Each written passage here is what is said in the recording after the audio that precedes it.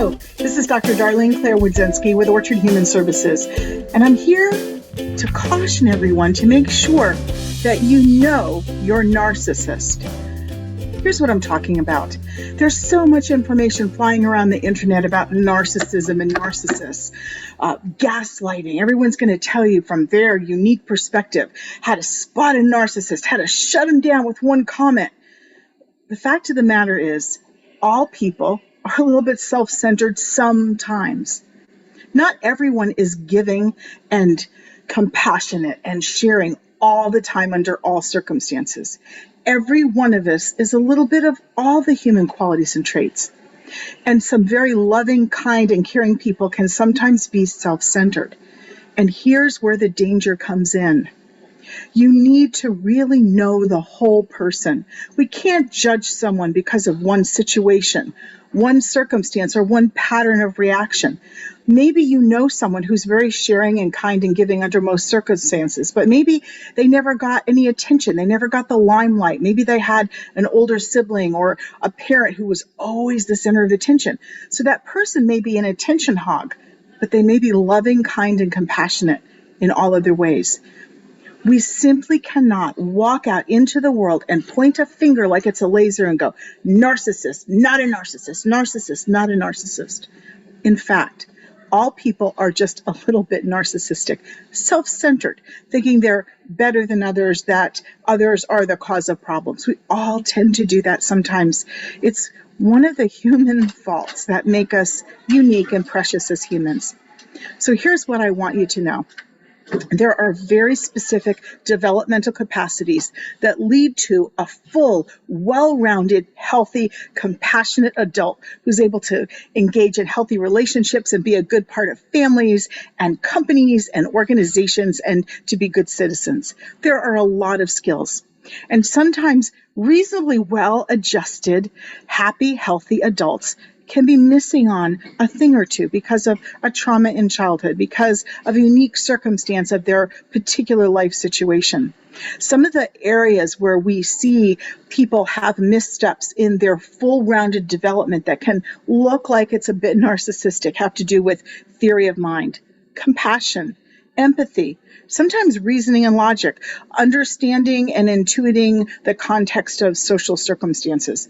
These are all developmental things that we work on. So here's the deal.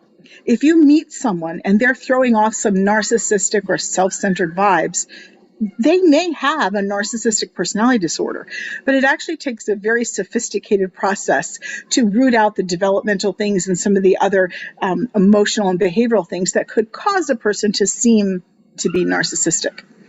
But if a person has these developmental or behavioral traits that cause them to appear to be narcissistic, that doesn't necessarily make them a narcissist.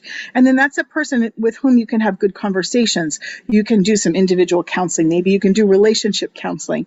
And we can help all people learn to have full-bodied compassion, theory of mind. So I understand that my perspective is unique and valid, just as yours is unique and valid, and that we don't always have the same view and the same perspective of similar situations.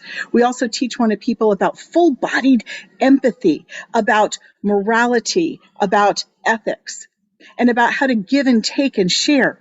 I know these sound like the things we teach children in preschool and on the playground, but these are the things we teach children in preschool and on the playground, and not everybody got their full share of what they needed to learn.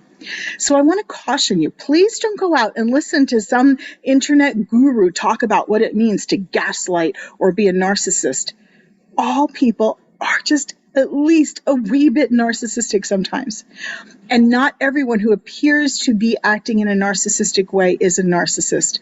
I know there are people who may have suffered from starvation. Maybe they have children that they can barely feed. And you might see them maybe taking all the leftovers at a restaurant and taking everybody's biscuits and taking them home. That doesn't mean they're self-centered. They might actually be having to feed their children.